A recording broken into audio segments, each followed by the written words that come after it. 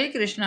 कल मैंने आपको विष्णु पुराण से अर्जुन तथा भील कोल की बात बतलाई थी कि किस प्रकार से राजा अर्जुन बड़े दुखी होकर कहते हैं व्यास जी से कि हे व्यास जी, यदि कृष्ण नहीं है तो मेरी सारी शक्तियाँ समाप्त हो जाती हैं। उनके बिना मेरा कोई बल नहीं है। मुझे अपने धनुष बाण पर, अस्त्र शस्त्र पर बहुत घमंड था, परंतु वह भी मेरा इस प्रकार हरण हो गया। उन्होंने ही अपनी माया से मेरा यह भी भ्रम खत्म कर दिया। कृष्ण की जितनी भी पत्नियां थीं तथा उनका सारा धन सब कोल भीलों ने मेरे से चुरा लिया और छीन लिया। इस लज्जा से कहते हुए अर्जुन को व्यास जी समझाते हैं कि जो होता है सब भगवान की ही मर्जी से होता है। हम काल के गति को रोक नहीं सकते अर्जुन, और तुम मेरी बात मानो। इस प्रकार का संशय मन में मत रखो। तुम सब छोड़कर और वन को जाओ और तपस्या करो। अपने साथ अपने चारों भाइयों को भी ले जाओ, और समय है अभी आपके पास। प्रभु को ही शेष बचा हुआ अपना जीवन समर्पित कर दो। तब अर्जुन और उनके सारे भाई अपने बेटे के बेटे को, यानी अभिमन्यु का पुत्र परीक्षित जी को राज सौंपकर वे चले गए वन में तपस्या करने के लिए। आइए थोड़ा आपको संक्षेप में मैं बतला दूं राजा परीक्षित के बारे में।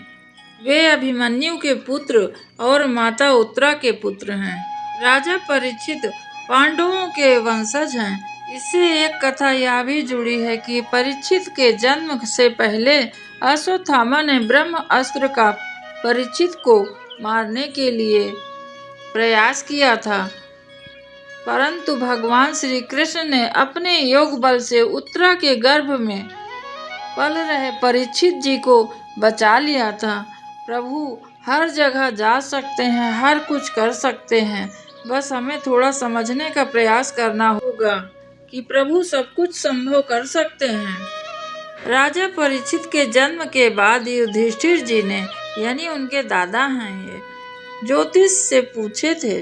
ज्योतिषचार्य ब्राह्मण कहते हैं भविष्य के बारे में परीक्षित के कि यह बच्चा प्रभु श्री कृष्ण का परम भक्त होगा और धर्मी, यशस्वी, पराक्रमी और दानी भी होगा। एक दिन परीक्षित जंगल में गए हुए थे और बहुत थक गए। उन्हें प्यास लगी और बार बार एक ऋषि के पास जाकर प्रणाम किया, परंतु ऋषि ने किसी प्रकार का उत्तर नहीं दिया है। समीका ऋषि के आश्रम में वो गए हुए थे। परीक्षित ने ऋषि समीका के सामने कई बार प्रणाम किया, और ऋषि ने जब कोई उत्तर नहीं दिया तो बड़े नाराज हो गए और परीक्षित मरा हुआ एक सांप लाकर ऋषि के गले में चारों तरफ डाल दिया। यह सब कलयुग का ही प्रभाव था। आज मैं कलयुग की ही कथा आपको बतलाने वाली हूँ। विष्णु पुराण के 6वें अंश से मैं पहला अध्याय आपको कली धर्म रूप का आज वर्णन कर रही हूँ। श्री मैत्रेय जी कहते हैं, हे महामुनि, आपने सृष्टि की रचना, परंपरा, मनवंतर, स्थिति का तथा वंशों का चरित्र विस्तार पूर्वक मुझसे बतलाया है। अब आप इसके उपसंहार का वर्णन मैं सुनना चाहता हूँ आपसे। तब पराशर जी कहते हैं, हे मैत्री, कल्पांत के समय प्राकृतिक जल में जिस प्रकार जीवों का उपसंहार होता है वह मैं तुम्हें बतला रहा हूँ। और जो मनुष्य का एक मास, पितृ गण का एक वर्ष, देवगण का 2 सहस्त्र, चतुर्युग ब्रह्मा का एक दिन रात होता है, यानी 2000 वर्ष जितना मनुष्यों को होता है उतने में ही ब्रह्मा जी की एक दिन और एक रात में बीत जाता है। सतयुग, त्रेता युग, द्वापर और कली, ये 4 युग हैं। इन सब का काल मिलाकर 12,000 दिव्य वर्ष कहा जाता है। मैत्रेय, प्रत्येक मनवंतर के आदि में, कृत युग और अंतिम में कलयुग को छोड़कर शेष सब चतुर्युग स्वरूप से एक समान हैं। जिस प्रकार प्रथम सतयुग में ब्रह्मा जी जगत की रचना करते हैं, उसी प्रकार अंतिम कलयुग में उसका संहार करते हैं। मैत्री जी कहते हैं, हे भगवान, कली के स्वरूप का विस्तार से वर्णन कीजिए, जिसमें 4 चरणों वाले भगवान धर्म का प्रायः लोप हो रहा है, वह समाप्त हो रहा है धर्म। इस पर पराशर जी कहते हैं, हे मैत्रेय, आप जो कलयुग का स्वरूप सुनना चाहते हो सो मैं बतला रहा हूँ। संक्षेप में सुनो। कलयुग में मनुष्य की प्रवृत्ति वर्णाश्रम धर्म परायण नहीं रहती है, वह साम युग रूप त्रय धर्म का संपादन करने वाली होती है। यानी कलयुग का रंग काला है। उस समय धर्म, विवाह, गुरु शिष्य संबंध स्थित अग्नि देव यज्ञ क्रिया क्रम अनुष्ठान भी कम हो जाते हैं, नहीं होते, ना के बराबर होते हैं। कलयुग में जो बलवान होगा वही सबका स्वामी होगा, चाहे किसी भी युग में क्यों न उत्पन्न हुआ हो। वह सभी वर्णों में कन्या ग्रहण करने में समर्थ होगा। वह समय धन आदि से क्षितिज हो जाएंगे और जैसे तैसे क्रियाएं ही प्रायः चित्त मान ली जाएंगी। हे द्विज, कलयुग में जिसके मुख से जो निकल जाएगा वही शास्त्र समझा जाएगा। शास्त्र भी ठीक से कोई वर्णन नहीं करता है। उस समय सभी भूत प्रेत मसान आदि टोना जादू टोटका ये सब का आश्रय लेंगे। अधिक से अधिक उपवास, तीर्थ स्थान, काय क्लेश, धन दान तथा तप आदि सभी रुचि के अनुसार अनुष्ठान किए जाएंगे। यानी जब हमें जो जरूरत है उसके लिए हम पूजा करेंगे कि भगवान हमें ये चीज दे दीजिए। कलयुग में एक चीज और विचित्र होगी, मैं तुम्हें बतलाता हूँ मैत्री। लोग थोड़ा सा ही धन पा जाएंगे, उसमें अति गर्भ से सभी को दिखाते फिरेंगे और स्त्रियों को सुंदरता का अभिमान बहुत होगा। और उस समय स्वर्ण मणि रत्न वस्त्रों के क्षीण हो जाने से स्त्रियां केस खोलकर अपनी सुंदरता का बखान करेंगी, क्योंकि उस समय अधिक धन नहीं रहेगा तो वो बहुत सुसज्जित नहीं हो पाएंगी। कलयुग का एक और मैं आपको बतला दूं। उस समय कलयुग के जो स्वामी बनेगा, जिसके पास अधिक धन होगा, उसी से लोग संबंध रखना चाहेंगे। कली में सारा दिव्य संग्रह घर बनाने में ही समाप्त हो जाएगा। अपने उपभोग में ही नष्ट हो जाएगी सारी संपत्ति। कली काल में सुंदर स्त्रियां पुरुष की सुंदरता ही देखेंगी और पुरुष भी सुंदर स्त्री की ही कामना करेंगे। कोई यदि थोड़ा कम अच्छा है तो उसे कोई पसंद नहीं करेगा। सभी स्वेच्छाचारिणी होंगे, किसी को किसी तरह से कोई परवाह नहीं होगी। कलयुग में ब्राह्मण झूठ बोलेंगे और ब्राह्मणों के साथ शूद्र समानता करेंगे। कलयुग में असमर्थ लोग और सुख आनंद नष्ट हो जाएंगे, सर्वथा क्लेश ही होते रहेंगे। कली के आने पर लोग बिना स्नान किए भोजन कर लेंगे। अग्नि देवता और अति पूजा तथा अतिथि का आगमन होने से लोग दुखी होंगे। कोई मेहमान यदि आ जाता है आपके घर तो आप अभी भी थोड़ा तो खुश होते ही हैं। आने वाले समय और प्रचंड होने वाला है, कोई किसी को नहीं पूछेगा। पहले हमारे दादी और नानी के समय अगर कोई मेहमान आ जाए तो खाने के लिए अगर ना भी रहे अपने यहाँ तो आपने भी देखा होगा, भले पड़ोस से कुछ व्यवस्था की जाए पर बड़ी रुचि के साथ भोजन उन्हें कराते थे लोग। आजकल तो हमारे समय में थोड़ा ठीक ही है, आने वाले टाइम में और होगा कि अपने लिए ही समय नहीं है तो मेहमान कहाँ से आ गया। इसी तरह फोन पे ही मना कर देते हैं कि अभी हम बाहर हैं।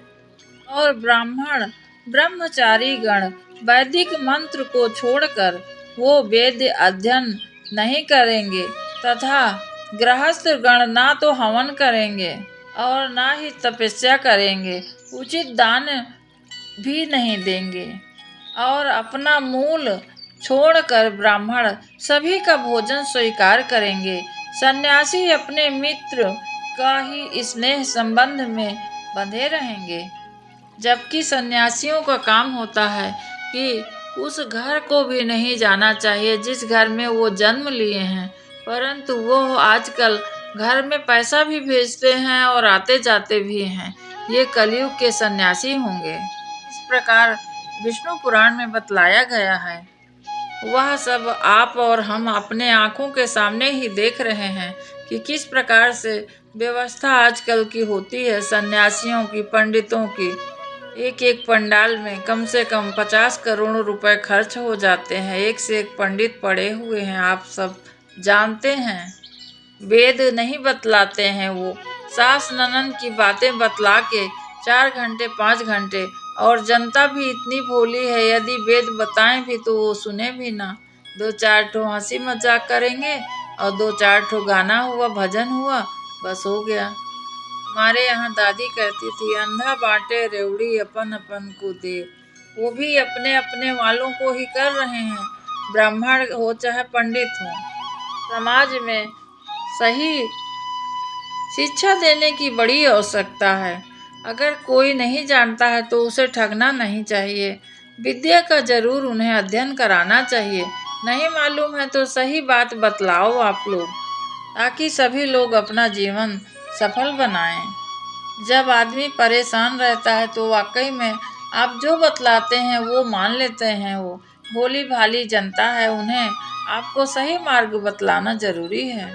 और आगे कहते हैं पराशर जी कि हे मैत्र, कलयुग में आने वाले राजा जो भी होंगे प्रजा की रक्षा नहीं करेंगे, बल्कि कर लेने के बहाने प्रजा का ही धन छीनने लगेंगे। उस समय जिस जिसके पास बहुत हाथी घोड़े और रथ होंगे वह ही राजा होगा।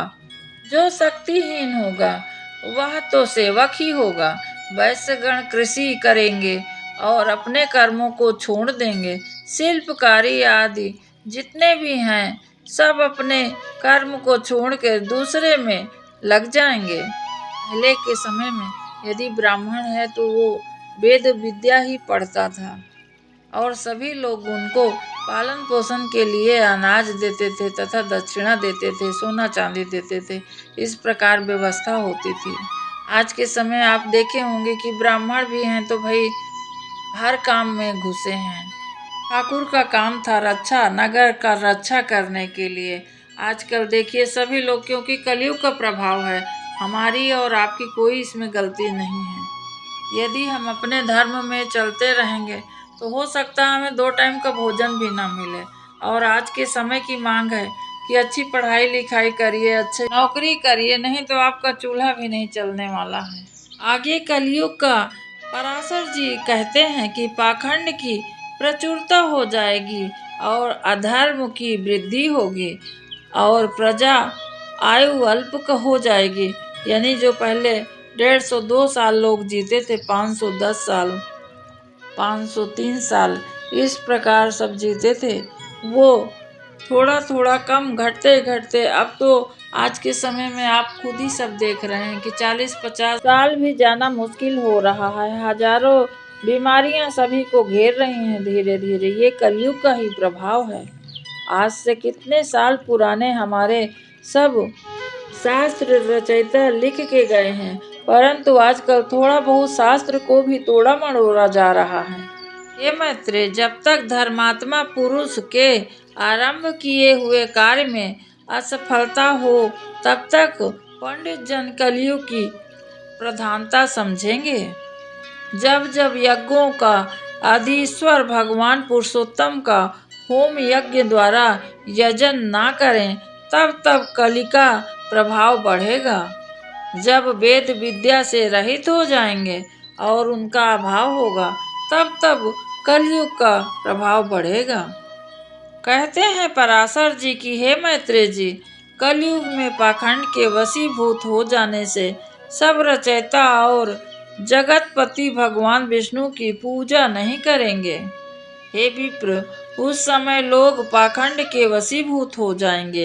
कलयुग का एक और प्रभाव रहेगा कि अपने माता पिता को छोड़कर लोग सास ससुर ससुराल वालों की ही बात ज्यादा मानेंगे और भार्या जो कहेगी वही ज्यादा सुनते हैं।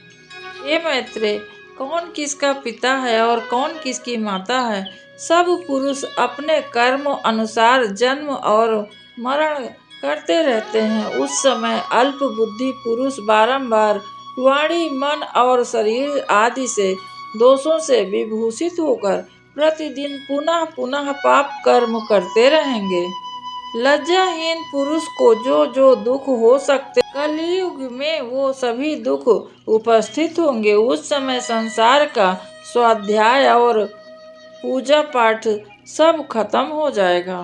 स्वाहा से वर्जित हो जाने से कहीं कहीं कुछ कुछ धर्म रहेगा, किंतु कलयुग में मैत्री एक बात ही अच्छी है, वह मैं तुमसे जोर देकर कहता हूँ कि कलयुग में थोड़े से पुण्य कर्म करने से वह सतयुग के महान तपस्या के जैसा फल प्राप्त किया जा सकता है।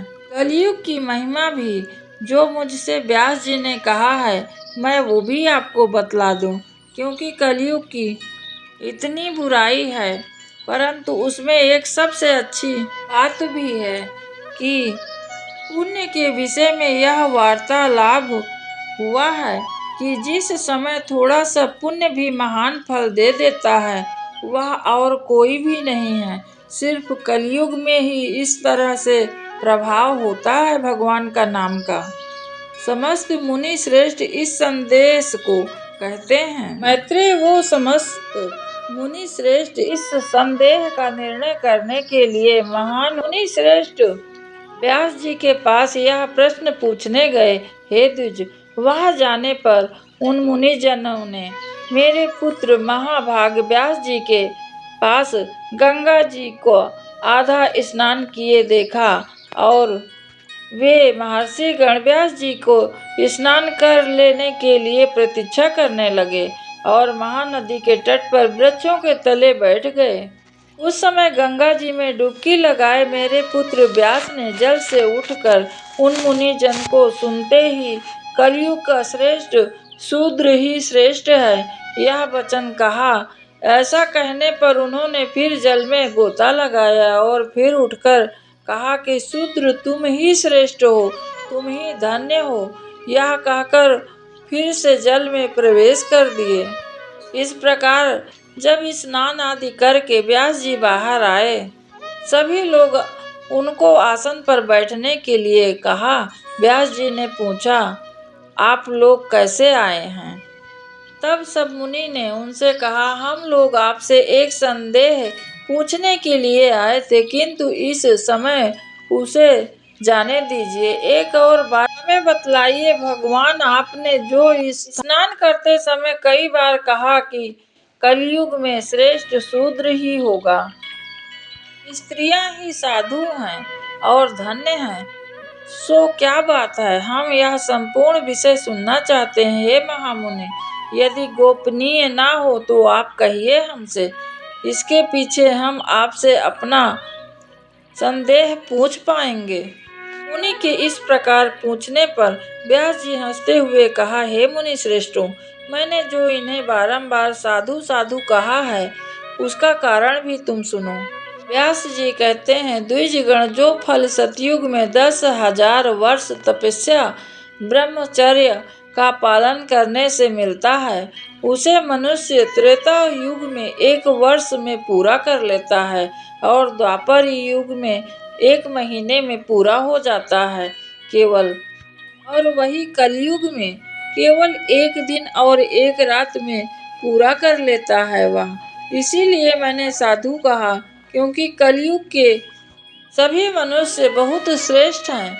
जो 1 दिन में सतयुग में 10 वर्ष तपस्या करने से पाते थे, वही कलयुग में मात्र 1 दिन और रात्र में मिल जाता है।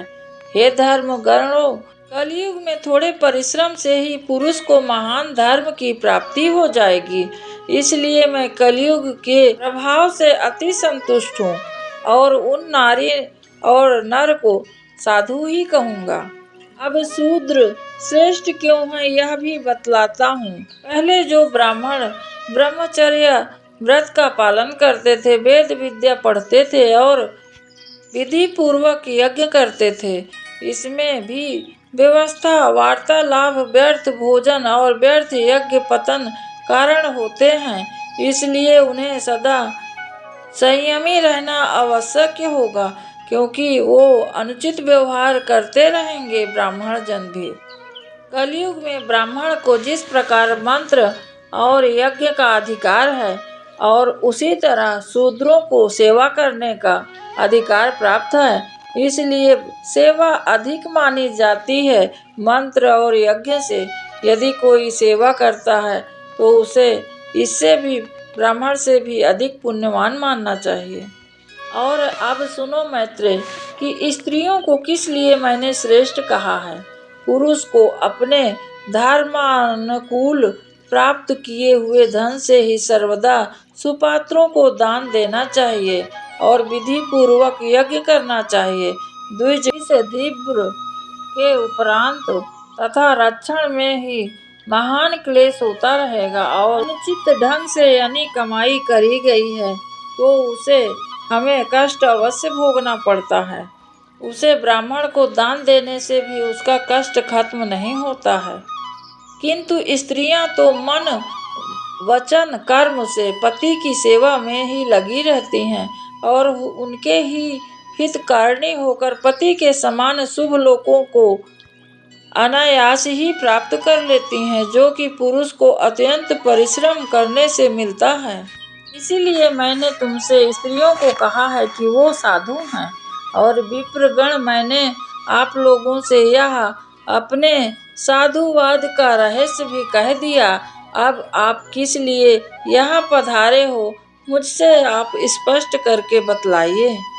सब मुनि कहते हैं कि हे प्रभु, आपने हमें सब कुछ बतला दिया है और अब हम आपसे कुछ नहीं पूछना चाहते हैं। इस पर व्यास जी हंसकर कहते हैं, मैं दिव्य दृष्टि से आपके इस प्रश्न को जान गया हूँ, इसलिए मैंने आप लोगों को प्रसंग से ही साधु साधु कहा था। जिन पुरुषों ने गुण रूप जल से अपने समस्त दोषों को धो डालते हैं और थोड़े प्रयत्न से ही कलयुग का धर्म सिद्ध हो जाता है, हे द्विज श्रेष्ठ, शूद्रों को भी द्विज सेवा परायण होने से स्त्रियों को भी पति सेवा मात्र से ही अनायास धर्म सिद्ध हो जाती है। इसलिए मेरे विचार से ये तीनों धन्य हैं, क्योंकि सत्य युग आदि अन्य तीनों युगों में भी द्विज को ही धर्म संपादन करने का भार उठाना पड़ता है।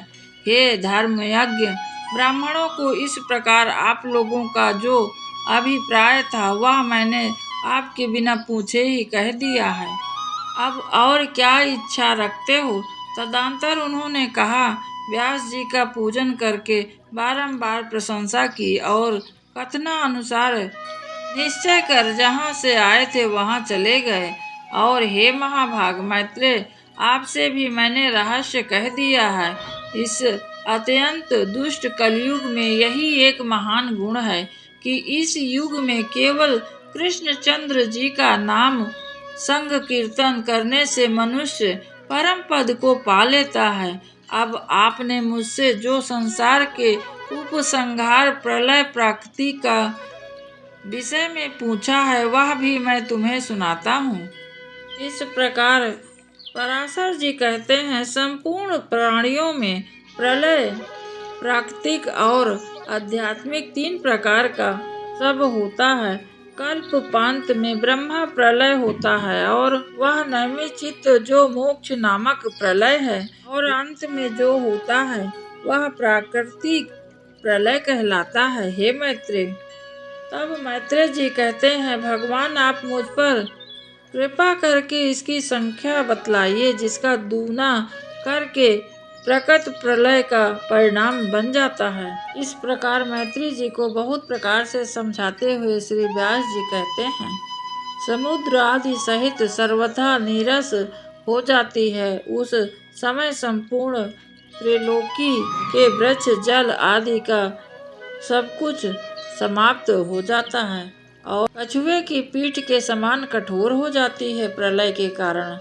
हे मुनि श्रेष्ठ, तदंतर रुद्र रूपी भगवान विष्णु संपूर्ण संसार को डुबा देते हैं और फिर से सृष्टि का निर्माण होता है। आज मैंने आपको इस वीडियो में कलयुग के क्या लक्षण हैं उसमें संक्षेप में बतलाया है और इसी के आगे की कल कथा मैं आपको बतलाने वाली हूँ।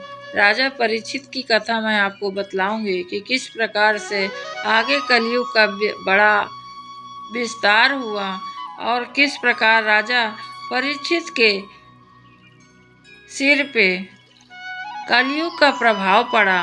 आप सब कल इसके आगे की कथा अवश्य सुनिएगा। आज के लिए बस इतना ही। आप सबको बहुत बहुत प्रणाम, बहुत बहुत धन्यवाद। आप सभी कथा मन से सुना करिए।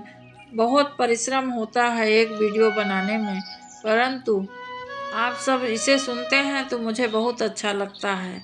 मेरा पूरा परिश्रम व्यर्थ नहीं होता है।